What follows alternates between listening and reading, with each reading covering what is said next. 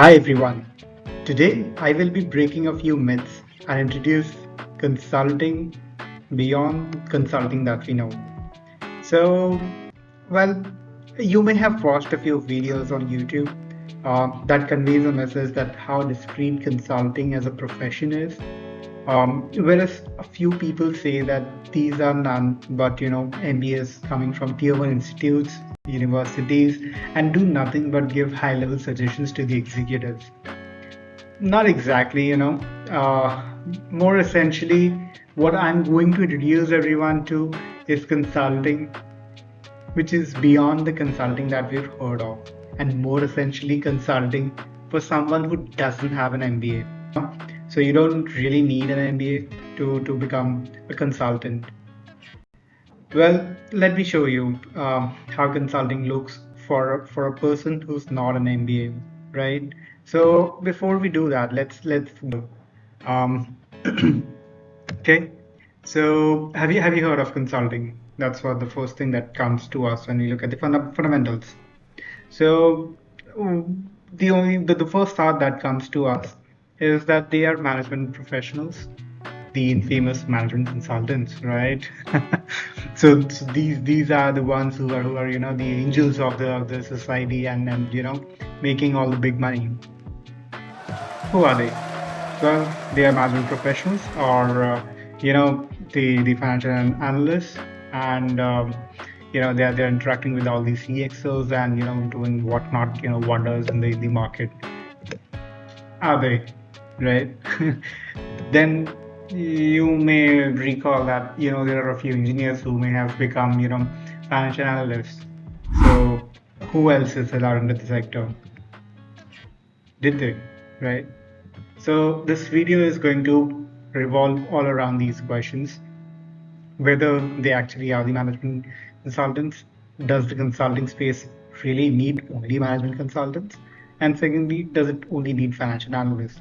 These are a few skill sets that may probably help you excel, but for that we need to start digging deeper.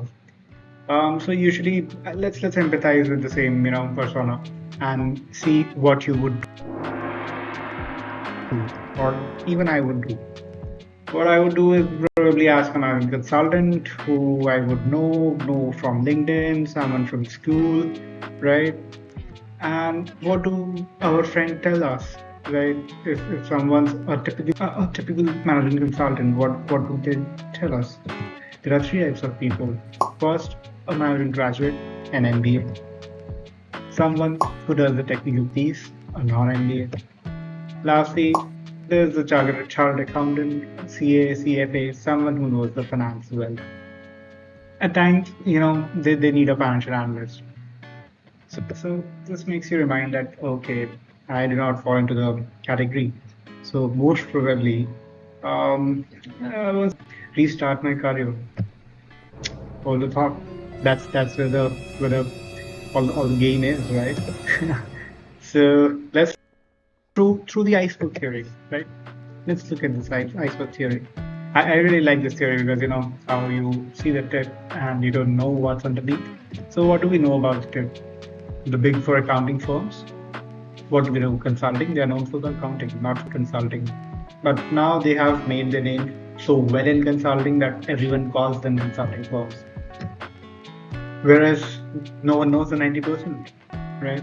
What's underneath. Unless you're a managing consulting yourself, or maybe you've completed your MBA, you won't even get to know a lot of these names. And I may not have covered all of them. So, but anyhow, I've tried to list a few just to give you the context.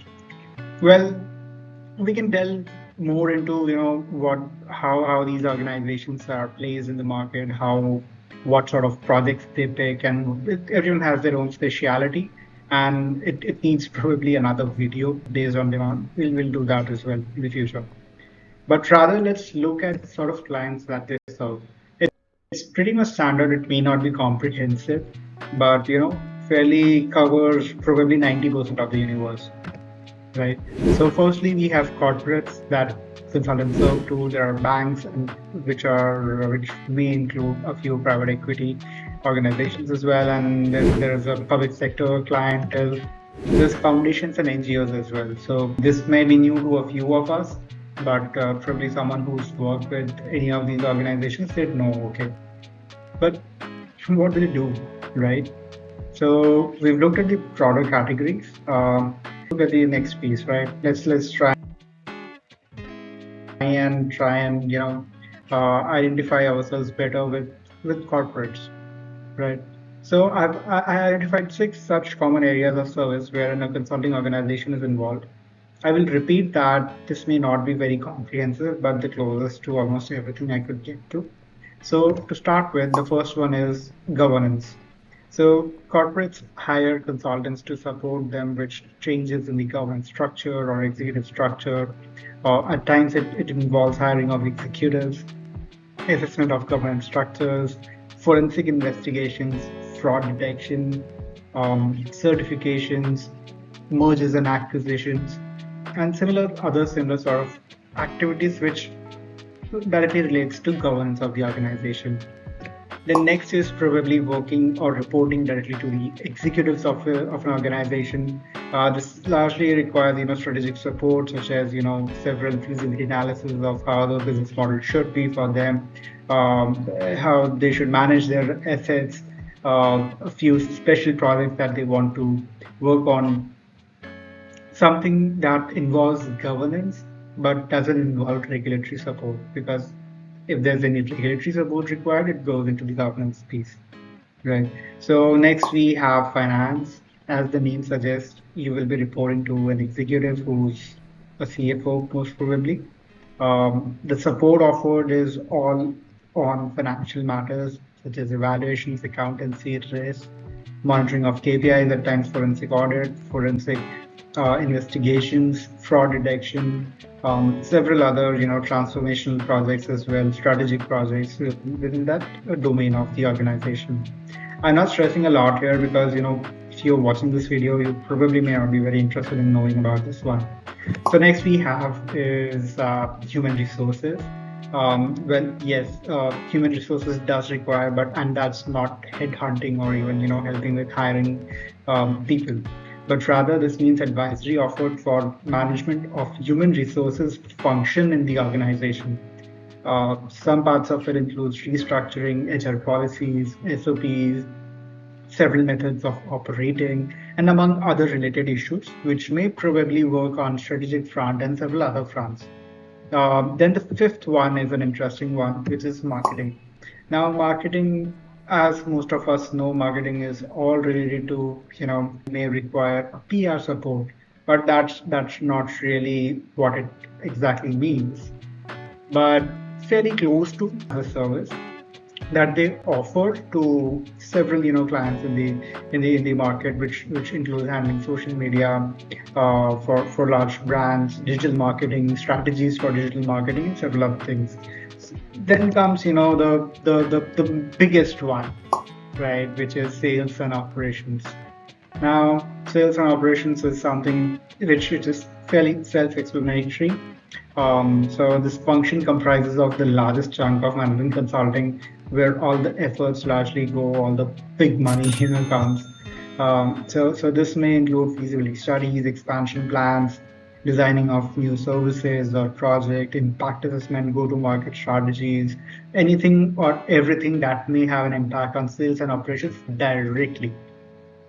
Any of the other activities, supporting activities, allied activities may also have an impact, but it may not be the direct impact. So this function has a direct impact.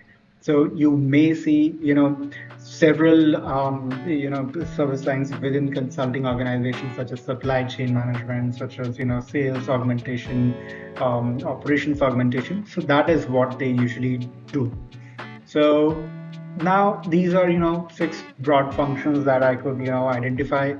There are a few cross-cutting areas which run across, out of which the first one is strategy. You can do strategy across, you can do monitoring across, and you can work on transformation across, right? So transformation is largely all about digital transformation or some sort of newer means of doing. Let's move to the next type of clientele, right? So you may be interested in knowing about public sector as a client. So this one, specifically is my favorite, and not a lot of people, like these clients. Essentially because the means of survival in this sector is very different, and trust me, if you make it, then you're gonna break it. You'll become a partner in the organization surely. So these clients do not pay much compared to the corporates. Then you must be wondering why are all consulting organizations running for these, right? So the reason there isn't much that you have to do with a long-term client relationship management, because executives keep changing frequently, the bureaucrats keep changing, keep your focus on to. So that's again, it's easy. It becomes easier to manage the client. And secondly, these are high visibility projects, right? So that offers a large branding opportunity to these consulting organizations, and they're also getting paid for it. So let's see what a consultant does at a public sector office, right? So the largest piece, lies here with the digital transformation. You may have heard of smart cities, several other, smart initiatives, Digital India campaign, Digital Whatnot campaign, and something or something else. So this is the largest chunk, and it's not going to end really soon, because there's a lot of scope for digitization in the public sector and public services across the country. And a lot of techies and non-techie functional consultants are supporting this function. This is digitization of usual public services that are offered. Several consulting organizations are offering technical implementation support as well. So it's just simply growing every year. Then we have, the process improvement. This is nothing but mapping of functional processes for public services. Then there's these augmentation services that are offered by several consultants. There are specialized people, a few of us probably maybe professionals who work in process improvement specifically, or quality assurance. Next part is policy advocacy. As the name suggests, it is not as simple as it seems, though. But as the name suggests, it's several technical frameworks are needed for several public policies to be implemented, or how they have been implemented in the past. So there are several technical frameworks. There are analytical methods that are involved in public policy advocacy. There are numerous functions within public sector entity that operates. Hence, the requirement is varied across sectors. There could be any kind of policy that may require this kind of support. So the primary expectation is to hold an educational background in the public policy, and public policy advocacy has several other facets such as policy conceptualization, policy review, policy impact assessment. You may have heard of several multilateral organizations such as UN.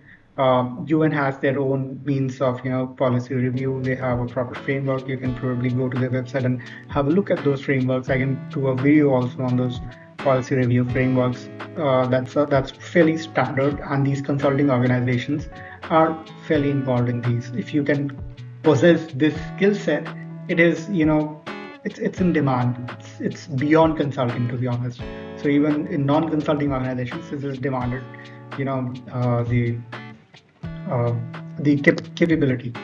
Next is research. Research is another means of primary function that includes conceptual studies. Mostly the international organizations deploy consultants to conduct research on several public and private sector development themes. The research may focus on several aspects, such as maybe need assessment for a policy amendment, or requirements to develop a niche in the private sector thematic, or such research may also include deep data collection methods, large data collection methods. In fact, a lot of it may include several analytical frameworks. It may include anything. Probably it could be some research that they might want to know, that why is this niche of startup ecosystem not operating well, then probably a research agency or a consulting agency will come in, conduct a study, have several qualitative and quantitative discussions with several stakeholders, and present their outcomes and reasons to the multilateral, and eventually that multilateral forwards those recommendations and those findings to the public sector. That can probably help grow the sector and probably have some policy level advocacy that they can offer with means of this research. Right. So next one is a little connected, monitoring, evaluation, and strategy domain. So this is another large chunk, and it is very crucial aspect for of operations in the public sector services. The implementation of process includes monitoring and evaluation of key aspects. Monitoring evaluation is very agnostic. It can be client agnostic. We can call it sector agnostic as well. All sorts of clients may require it based on the type of outcome or the assessment that they're looking at. This monitoring and evaluation would probably require a different video altogether to be explained, sort of things that can be done with monitoring and evaluations, or probably research, policy advocacy, and digital transformation could emerge out of monitoring evaluation study, or maybe monitoring evaluation study may involve all these several aspects as well. Same goes for strategy as well. Strategy is also a large chunk, same as digital and monitoring as well. The strategic projects involve studies to develop concepts and transformative means of delivery. Mostly monitoring evaluation, which is commonly known as M&E, and strategy require setting up of a project monitoring unit within those public sector organizations and deploy several consultants onto these projects. Almost all the consulting organizations, be it global or boutique organizations, are eyeing for strategy projects. And partly monitoring. Evaluation is a little tricky and technical stuff. So next is largely cross-cutting, which is audit and infrastructure. Audit infrastructure may be cross-cutting across all other activities that consultants offer to these public sector clients. Again, this may not be comprehensive. Infrastructure may have several other micro aspects which can possibly feed into the entire larger program. Why I'm covering it at a high level is essentially to give you an idea how consulting looks like to a non-MBA. For each single topic, if we try and start covering those, it would require probably much more time than we need to spend here. So anyway, let's move to the next part. So the next type of client are foundations and philanthropic donors.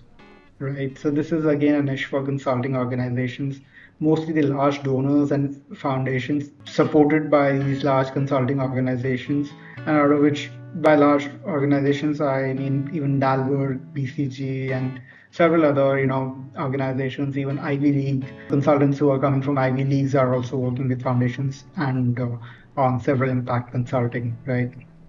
So sort of clients that they include are very typical, so these are all corporate CSRs, foundations, domestic and international donors, and bilateral or multilateral organizations. Even those types of services that are offered are very typical. They require sort of services that includes policy advocacy, impact investing, advisory. Then they conduct due diligence for their partners for projects to be implemented on ground, certifications of the sort of activities that they have performed. Compliance support is very crucial here. There's two types of compliance. One is whether they are doing the right thing. Second thing is what they've done was the right thing. So for the first part, if we look at India for that matter, FCRA amendment, several foundations and trusts were in a limbo, that the sort of impact that they will have, and the impact was very massive, and it left a footprint onto these organizations. Lastly, the monitoring and evaluation piece is impact assessment, or all the services that they have provided in the past, whether they are compliant or not. So there's a law in India that requires if there's a There's a capping, there's a ceiling beyond which, if it is spent on CSR, they need to conduct, mandatory third-party compliance, which is evaluation, impact evaluation of their projects. There's another segment. It's rather not specifically a separate client, but it is an activity in itself, and I wanted to cover it very, very differently, which is events, entertainment, and the sports industry. So the type of clients that are here are pretty much the same as the ones that we've already discussed. It could be either a public sector, it could be even a trust, it could be even a private organization, it could possibly be any cine awards that we watch on the television. So I've tried to cover a few typical services that they offer. Largely, these again may not be very comprehensive, but pretty much the universe that you see on your screen right now. So this is again a niche, and most of us have heard of the goof up at Oscars. Well, one of the largest consulting organizations well associated with such services. You can Google it and you'll get to know right away, right? So several PMUs are deployed to manage sports events at national and international level. Consulting organizations have entered the award spaces, which is wonderful. I mean, they have started to deploy several logic-based selection criteria to for the celebrities that have been awarded in recent years. Covered, and entire project management is done by these organizations, right from procurements to organization of these events. For these practices, largely that we have discussed right after public sector, you definitely do not need to be a management consultant for this.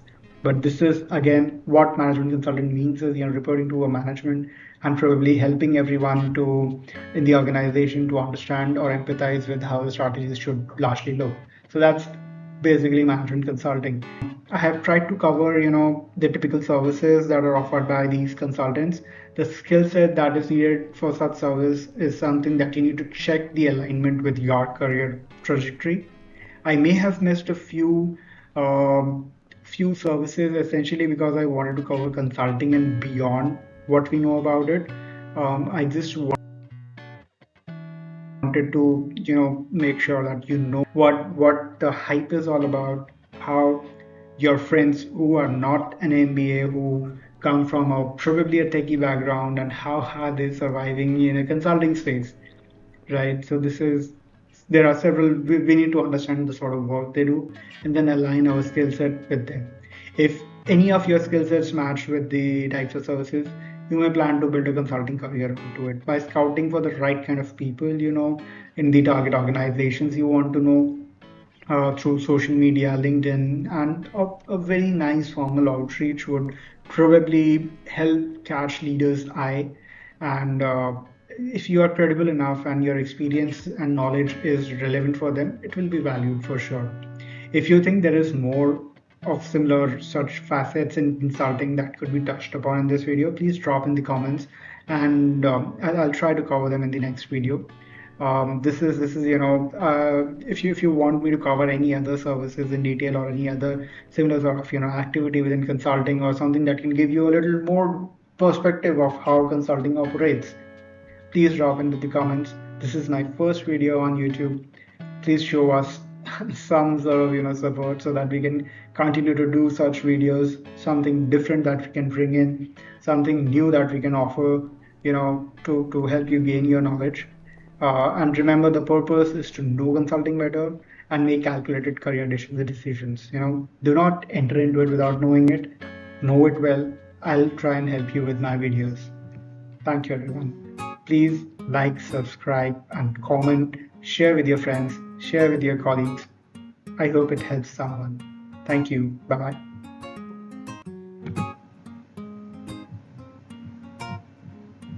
To the role unless I